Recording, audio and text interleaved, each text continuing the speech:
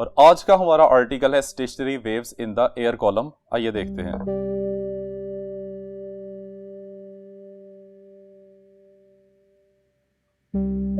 Student, सबसे पहले हम इसमें डिस्क्राइब करते हैं कि what is meant by column. Column हम एक हॉलो सिलेंडर को कह सकते हैं। यहाँ पे वर्ड यूज हुआ है एयर कॉलम का, तो इसका मतलब ये हो गया कि एक ऐसा हॉलो सिलेंडर जिसमें एयर पास कर सकती है। स्टूडेंट्स, यहाँ पे हमने एयर कॉलम को डिस्क्राइब करना है जिसमें स्टेशनरी वेव्स जनरेट की जाती हैं। तो इसकी सिंपलेस्ट एग्जांपल होती है ऑर्गन पाइप।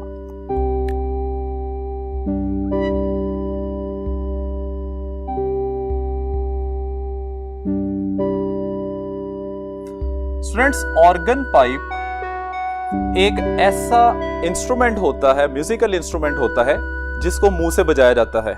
अब इसकी एग्जाम्पल फ्लूट होती है, तो इसको हम यहां पे लिख लेते हैं flute.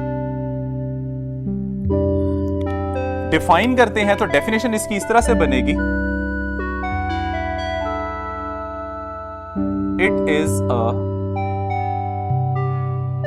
wind instrument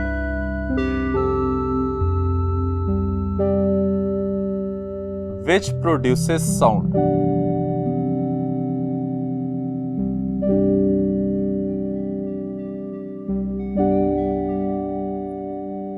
when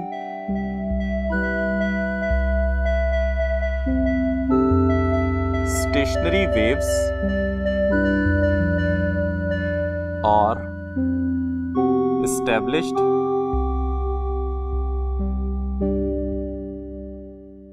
in it।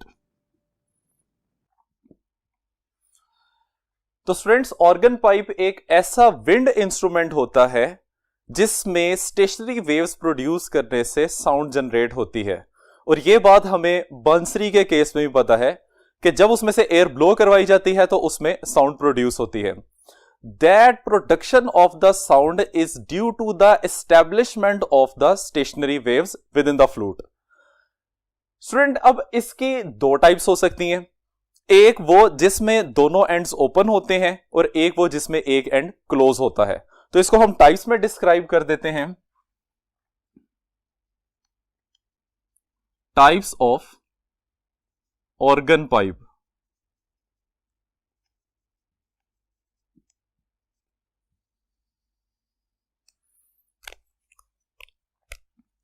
Number 1, open at both ends। Number 2, closed at one end। Students, अगर हम इसको ड्रॉ करें तो ये कुछ सिचुएशन हमारे पास इस तरह से बन जाएगी। Open at both ends, so this is the organ pipe जिसकी दोनों साइड्स ओपन है। और अगर हम क्लोज एंड की बात करते हैं तो ये बेसिकली एक पाइप बन जाएगा जिसकी एक साइड को क्लोज किया होता है। ये इसकी शेप बन जाएगी। अब स्टूडेंट्स, जरा गौर कीजिए, ये हमारे पास एक फ्लूट है जिसमें initially particles of the air normal position में है। इसका एक हम स्मॉल पोर्शन कंसीडर कर लेते हैं। अब स्टूडेंट्स, जब हम इसमें एयर ब्लो करवाते हैं तो हम देख सकते हैं कि जिस जगह पे ओपन एंड्स हैं वहां पे पार्टिकल के पास फ्रीडम ऑफ मोशन है।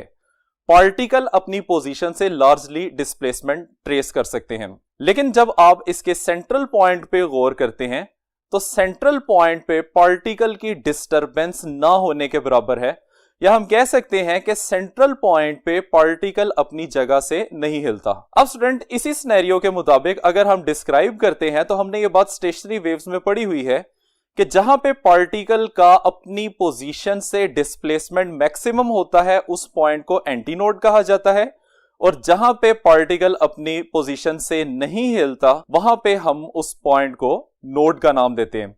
इसका मतलब यह हो गया कि ओपन एंड पे हमेशा एंटीनोड बनता है और हर दो कंसेक्टिव एंटीनोड्स के दरमियान में नोड बनता है। अब इसी तरीके से स्टूडेंट्स, अगर हम इसमें हायर फ्रीक्वेंसी की बात करते हैं, हायर फ्रीक्वेंसी की वजह से हर दो कंसेक्टिव एंटी नोड्स के दरमियान में एक नोड एग्जिस्ट करेगा और इसकी शेप हमारे पास कुछ इस तरीके से बन जाएगी। अब स्टूडेंट हम सपोज करते हैं कि इसी पोर्शन की एक साइड को हमने क्लोज कर दिया है और पार्टिकल इनिशियली अपनी नॉर्मल पोजीशन में है। तो जैसे ही हम इसमें एयर ब्लो करवाते हैं तो एयर के ब्लो करने की वजह से ओपन एंड पे मौजूद पार्टिकल्स लार्जली डिस्प्लेसमेंट परफॉर्म करते हैं, जबकि क्लोज एंड के मॉलिक्यूल्स के पास फ्रीडम ऑफ मोशन नहीं होता और वो अपनी नॉर्मल पोजीशन के ऊपर ही रहते हैं।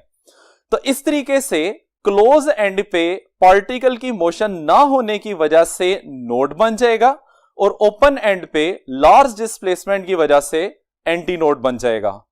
तो स्टूडेंट्स ये बात आपने याद रखनी है कि क्लोज एंड पे हमेशा नोड बनता है और ओपन एंड पे हमेशा एंटी नोड बनता है। अब हम इन दोनों केसेस को सेपरेटली डिस्कस करते हैं। पहले हम डिस्कस करेंगे modes of vibration when both ends are open।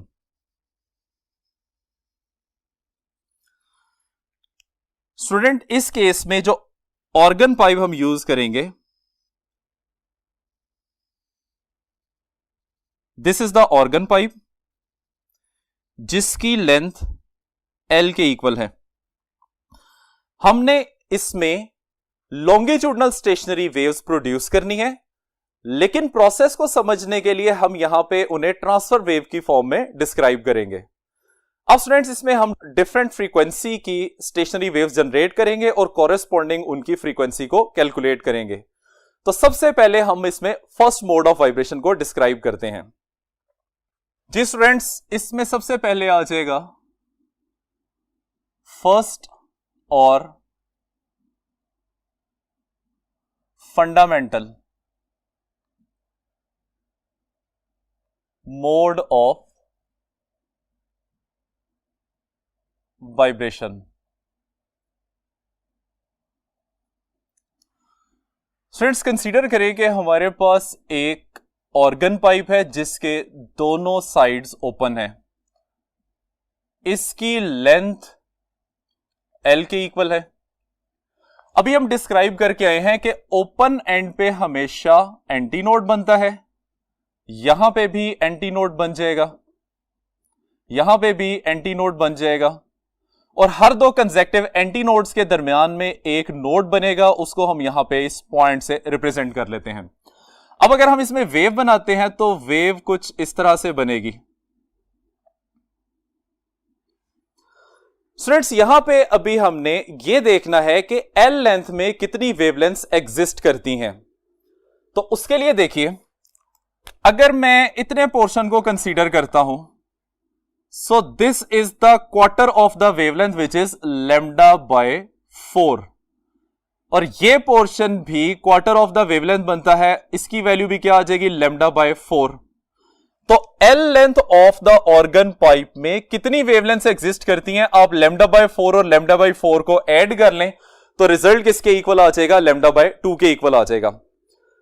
तो इसमें हम डिस्क्राइब करते हैं कि L is equal to lambda by 4 plus lambda by 4। अब स्टूडेंट्स चूंकि फर्स्ट मोड ऑफ वाइब्रेशन की हम बात कर रहे हैं, इस वजह से ये वेवलेंथ फर्स्ट मोड के लिए लैम्डा 1 बन जाएगी। इनको ऐड कर देते हैं तो रिजल्ट आ जाएगा L is equal to lambda 1 divided by 2 और चूंकि हमने वेवलेंथ की वैल्यू फाइंड करनी है, सो लैम्डा 1 की वैल्यू यहां से निकाल लेंगे, that is equal to 2L। So this is the wavelength of the first mode of vibration.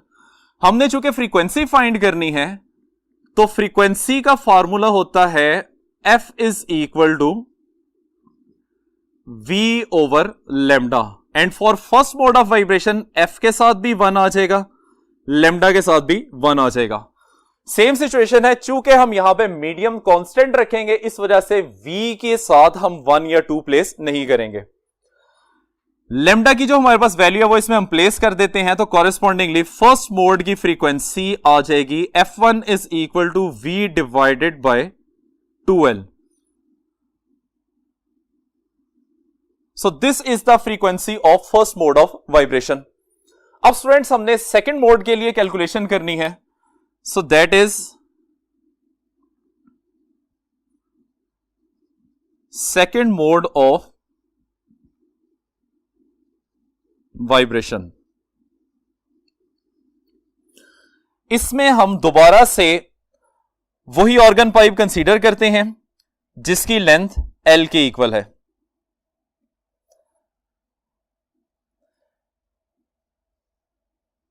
इसकी दोनों साइड्स ओपन है. ओपन साइड पे हमेशा एंटी नोड बनता है. यहां पे भी एंटी नोड बन जाएगा. लेकिन स्टूडेंट्स अब चूंकि इसमें हमने पहले से ज्यादा वाइब्रेशन जनरेट करनी है तो उसके लिए हम इसमें एंटी नोड के बाद एक नोड, फिर सेंटर में एंटी नोड और फिर इन दो एंटी नोड्स के दरमियान में एक नोड को कंसीडर कर लेते हैं. कॉरेस्पॉन्डिंग वेव फॉर्म कुछ इस तरह से बन जाएगी. नोड के पॉइंट को हम यहां सेंटर में रिप्रेजेंट कर लेते हैं. अब अगर हम वेव की बात करें तो वेव इसकी इस तरह से बनेगी.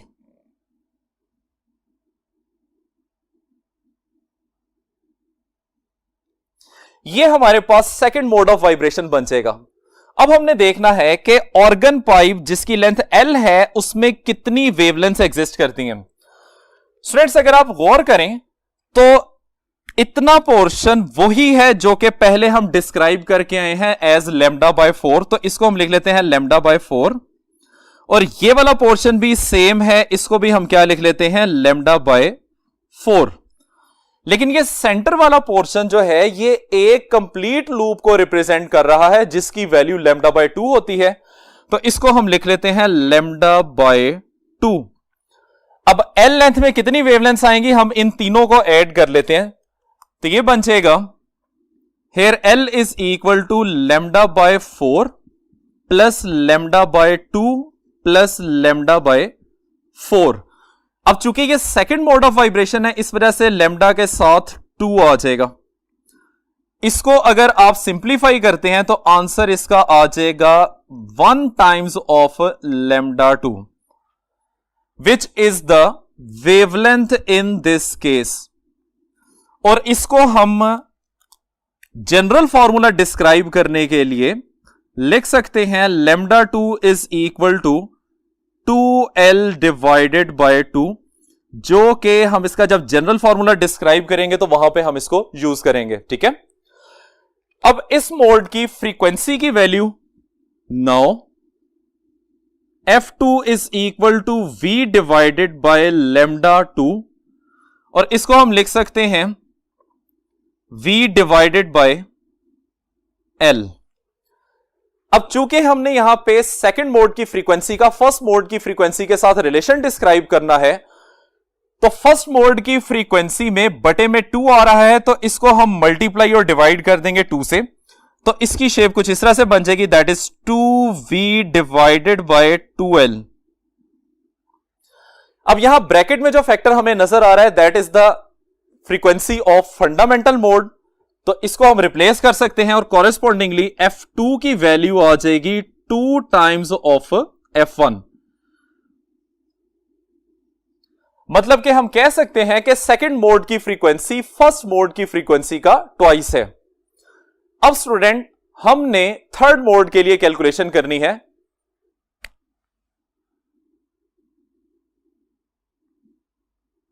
Third mode of vibration.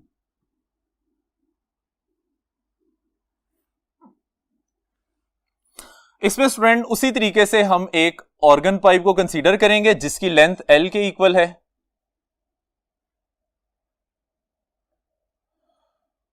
और इसमें पहले से ज्यादा वाइब्रेशंस बनानी है. इसके लिए हम इसको डिवाइड कर देते हैं कुछ इस तरह से.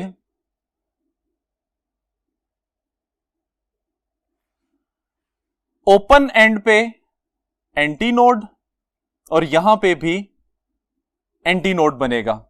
अब अगर हम यहां वेव फॉर्म बनाते हैं तो वेव फॉर्म कुछ इस तरह से बन जाएगी.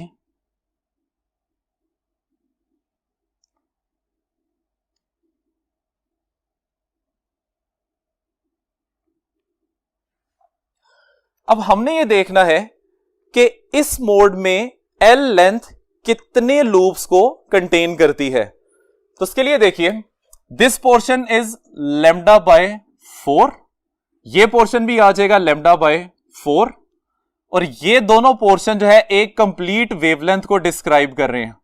सो दिस इज लैम्डा। हम लिख सकते हैं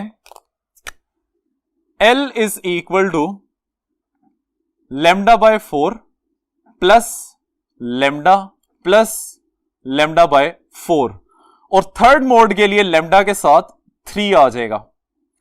सिंप्लीफाई करेंगे तो इसका आंसर बन जाएगा 3 लैम्डा 3 बाय 2, और कॉरेस्पॉन्डिंग लैम्डा 3 की वैल्यू बन जाएगी 2L डिवाइडेड बाय 3।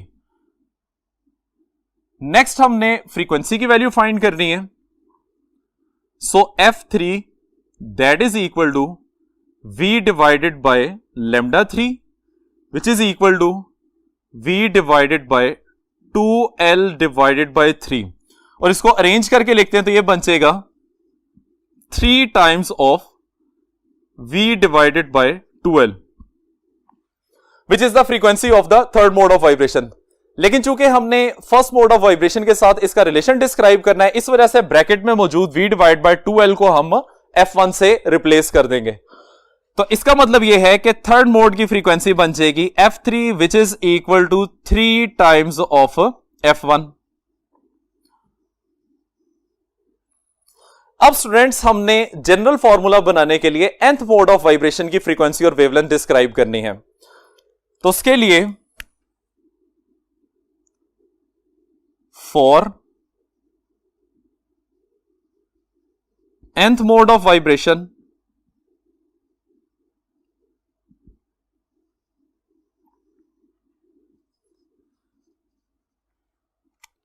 पहले वेवलेंथ की अगर हम बात करें तो लैम्डा 1 की वैल्यू निकली थी 2L, लैम्डा 2 की वैल्यू निकली थी L, लैम्डा 3 की वैल्यू निकली थी 2L डिवाइडेड बाय 3। अब स्टूडेंट्स, अगर मैं इस केस में बटे में 1 लिख देता हूं तो ये वैल्यू एज इट इज रहेगी, इसके ऊपर कोई फर्क नहीं पड़ेगा। इस वाली वैल्यू में मैं 2 से मल्टीप्लाई भी कर देता हूं, 2 से डिवाइड भी कर देता हूं, तो भी ये वैल्यू एज इट इज रहेगी, और ये हमारे पास थर्ड मोड की वेवलेंथ आ जाएगी। अब अगर हम यहां पे गौर करते हैं तो ये जो फैक्टर ऊपर दिया हुआ है, ये वैल्यू तीनों केसेस में कांस्टेंट आ रही है, जबकि फर्स्ट मोड के लिए बटे में 1, सेकंड के लिए बटे में 2 और थर्ड के लिए बटे में 3 आ रहा है। तो अगर हमने nth पोर्शन के लिए, nth वाइब्रेशन के लिए लैम्डा की वैल्यू फाइंड करनी है तो वो किस तरह से बन जाएगी, lambda n that is equal to 2L की value constant divided by number of mode आ जाएगा जो कि यहां पे n है, तो this is the relation for the wavelength, और इसमें लैम्डा की वैल्यू नंबर ऑफ लूप्स के इनवर्सली प्रोपोर्शनल होती है, यानी कि जितना ज्यादा नंबर ऑफ लूप्स बढ़ाते जाएंगे वेवलेंथ की वैल्यू कम होती जाएगी। अब इसी तरीके से हम फ्रीक्वेंसी को डिस्क्राइब करते हैं, तो first frequency F1, second frequency 2F1, third frequency 3F1 निकली थी। तो अगर हम जनरल फॉर्मूला इसका डिस्क्राइब करना चाहते हैं तो वो कुछ इस तरह से बन जाएगा, Fn that is equal to n times of F1, क्योंकि फर्स्ट मोड में यहां पे 1 आ रहा है, सेकंड मोड में 2 है, थर्ड मोड में 3 है। ठीक है, तो इस तरीके से हमारे पास ये फ्रीक्वेंसी का जनरल फॉर्मूला बन जाएगा, और अगर हम यहां पे F1 की वैल्यू पुट कर देते हैं तो ये वैल्यू इस तरह से बन जाएगी NV divided by 2L, which is the formula for the nth mode frequency. अब स्टूडेंट्स, हम क्लोज्ड एंड के लिए ये तमाम कैलकुलेशन करेंगे, तो आइए देखते हैं।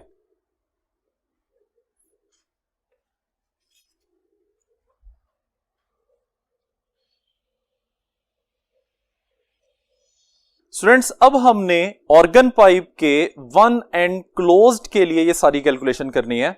तो इसके लिए हम डिस्क्राइब करते हैं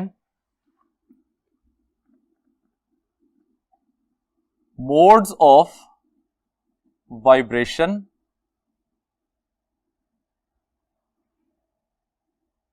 इन ऑर्गन पाइप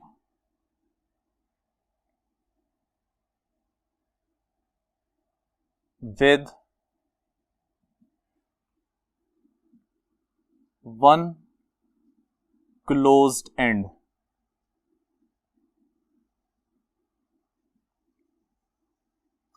स्टूडेंट्स इसमें हम एक ऑर्गन पाइप कंसीडर करेंगे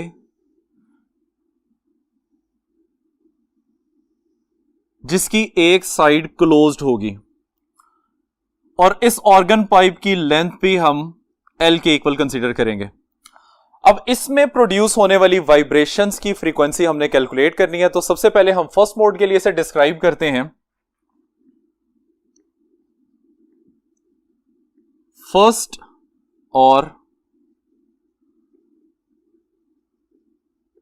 फंडामेंटल मोड ऑफ वाइब्रेशन।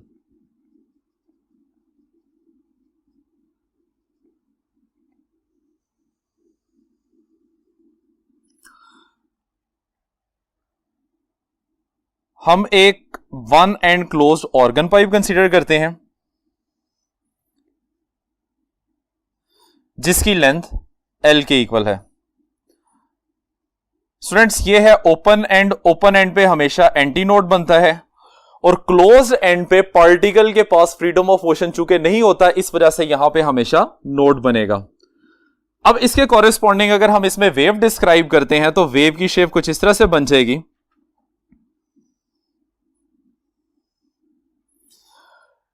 हमने चूंकि पहले वेवलेंथ फाइंड करनी होती है तो इस सिचुएशन में आप देख सकते हैं कि this portion is quarter of the wavelength. तो अगर लेमडा वेवलेंथ है तो हम इसको डिस्क्राइब कर सकते हैं this is lambda by 4।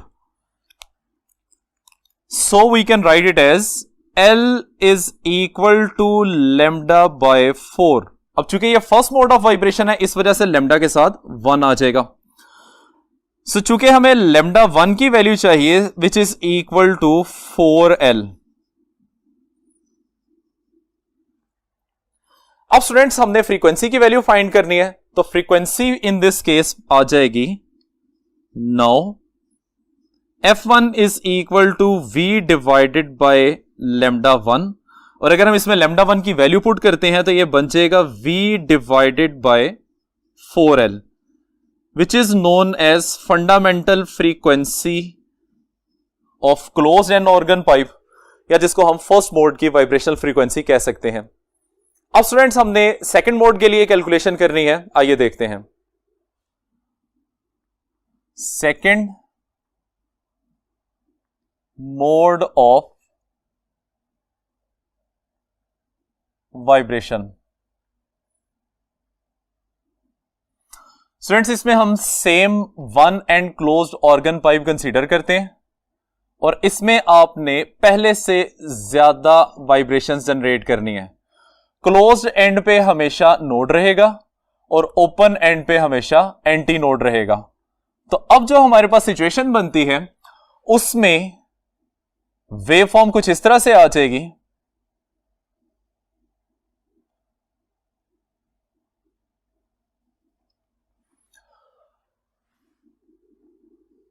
L is the length of the pipe। अब L लेंथ के अंदर कितनी वेवलेंथ एग्जिस्ट करती है तो उसकी कैलकुलेशन के लिए देखिए ये portion as it is lambda by 4 और ये पोर्शन लेमडा बाय 2 आ जाएगा। अब स्टूडेंट्स अगर हम गौर करते हैं तो फर्स्ट मोड के मुकाबले में यहां पे पहले मोड के 3 गुना ज्यादा वेव्स जनरेट हो रही हैं। लाइक अगर हम इसमें कैलकुलेशन करते हैं तो ये कुछ इस तरह से बन जाएगा L length carries lambda by 4 plus lambda by 2 wavelengths. अब सेकंड मोड की वजह से हम इसको डिस्क्राइब करते हैं लेमडा 3। क्यों लेमडा 3 हमने यहां पे लिखा है? बिकॉज पहले पोर्शन के केस में यहां पे 3 गुना ज्यादा वेवलेंथ आ रही है। फर्स्ट मोड में हमारे पास जस्ट लैम्डा बाय 4 थी। अगर हम लैम्डा बाय 2 को एक्सपेंड करते हैं तो basically lambda by 2 is equal to lambda by 4 plus lambda by 4। तो पहले केस के मुताबिक यहां पे 3 गुना ज्यादा वेवलेंथ आ रही है, इस वजह से हम इसको लैम्डा 3 से मेंशन करते हैं। अगर इसको हम कैलकुलेट करते हैं तो ये वैल्यू आ जाएगी 3 लैम्डा 3 बाय 4, और यहां से चूंकि हमने लैम्डा 3 की वैल्यू निकालनी है which is equal to 4L divided by 3। So this is the wavelength for second mode. अब इसमें हमने फ्रीक्वेंसी की वैल्यू फाइंड करनी है, तो चूंकि लैम्डा 3 है इस वजह से फ्रीक्वेंसी को भी हम f3 डिस्क्राइब करेंगे which is equal to v divided by lambda 3, और लैम्डा की यहां पे वैल्यू प्लेस करेंगे तो ये बन जाएगा 4L डिवाइडेड बाय 3। अरेंज करने के बाद f3 is equal to 3 into v divided by 4L। ये हमारे पास सेकेंड मोड की फ्रीक्वेंसी आ जाएगी। अब स्टूडेंट्स ब्रैकेट के अंदर जो पैरामीटर है हमें पता है कि ये फंडामेंटल मोड की फ्रीक्वेंसी है, तो इसको रिप्लेस कर देते हैं, तो रिजल्टिंग वैल्यू आ जाएगी f3 is equal to 3 times of f1। इसी तरीके से अब हमने थर्ड मोड ऑफ वाइब्रेशन को कैलकुलेट करना है।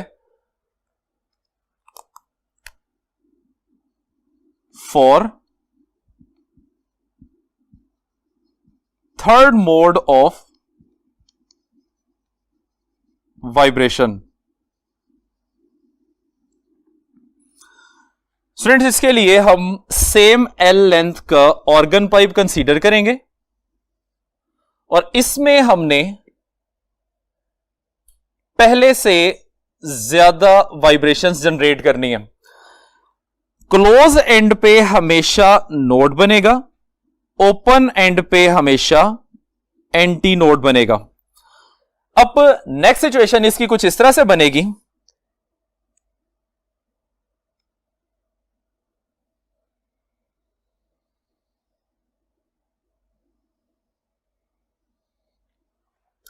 ये हमारे पास इसकी सिचुएशन बन जाएगी। अब हमने टोटल L लेंथ के अंदर कितनी वेवलेंथ आ रही है उसको अगर हम कैलकुलेट करें तो स्टूडेंट्स ये पोर्शन बन जाएगा लैम्डा बाय 4। इसको अगर हम कैलकुलेट करें सो this is lambda by 4 and this is also lambda by 4, और इसमें भी वैल्यू लैम्डा बाय 4 और लैम्डा बाय 4 आ जाएगी। अब यहां पे देखें with respect to first mode which was lambda by 4, यहां पे कितने times of lambda by 4 value आ रही है। So this is 5 times of lambda by 4। इसका मतलब है इसमें 4 वैल्यू एग्जिस्ट नहीं करती। पहले हम यहां पे डिस्क्राइब करके आए कि इसके अंदर 2 वैल्यू एग्जिस्ट नहीं करती। 1 के बाद डायरेक्टली 3 टाइम्स आ गया था और 3 के बाद डायरेक्टली 5 टाइम्स इसकी वैल्यू आ गई है। तो हम इसको लिख सकते हैं L is equal to lambda by 4, ये फर्स्ट वैल्यू आ जाएगी। ये पोर्शन कंप्लीटली वेवलेंथ के इक्वल है, तो इसको हम लिखेंगे प्लस लैम्डा। अब चूंकि ये 5 पोर्शंस आ रहे हैं इसलिए यहां भी लैम्डा 5 आ जाएगा, यहां पे भी लैम्डा 5 आ जाएगा। इसको हम ऐड करते हैं तो ये वैल्यू बन जाएगी 5 लैम्डा 5 डिवाइडेड बाय 4, और कॉरेस्पॉन्डिंग वेवलेंथ की value lambda 5 which is equal to 4L divided by 5 आ जाएगा। अब हमने इसकी फ्रीक्वेंसी को फाइंड करना है, तो आइए देखते हैं। Now f5 is equal to v divided by lambda 5। Value put कर देंगे तो ये बन जाएगा v divided by 4L divided by 5। So इसको हम अरेंज करते हैं।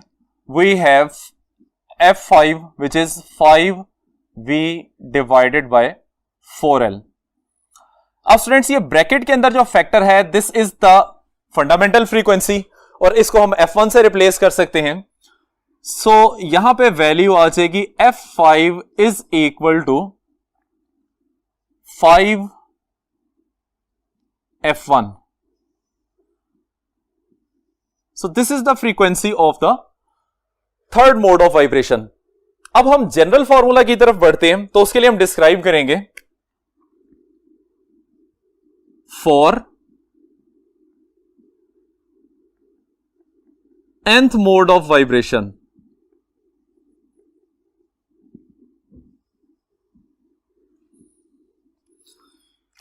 वेवलेंथ के लिए जनरल फॉर्मूला हम डायरेक्ट लिखने लगे हैं, विच इज लैम्डा एन। इस केस में ये 4L डिवाइडेड बाय n बन जाएगा, और कॉरेस्पॉन्डिंग अगर हम फ्रीक्वेंसी को डिस्क्राइब करें तो Fn is equal to n times of F1, where n is equal to 1, 3, 5। Only odd harmonics exist, कोई इवन हार्मोनिक इसमें एग्जिस्ट नहीं करता। ठीक है, तो हम लिख सकते हैं only odd harmonics exist in closed end organ pipe. So, open end organ pipe is richer in harmonics, क्योंकि ओपन एंड ऑर्गन पाइप में इवन भी होते हैं और ऑड भी होते हैं, जबकि क्लोज एंड ऑर्गन पाइप में सिर्फ ऑड हार्मोनिक्स एग्जिस्ट करते हैं। तो इसको हम इस तरीके से डिस्क्राइब कर सकते हैं,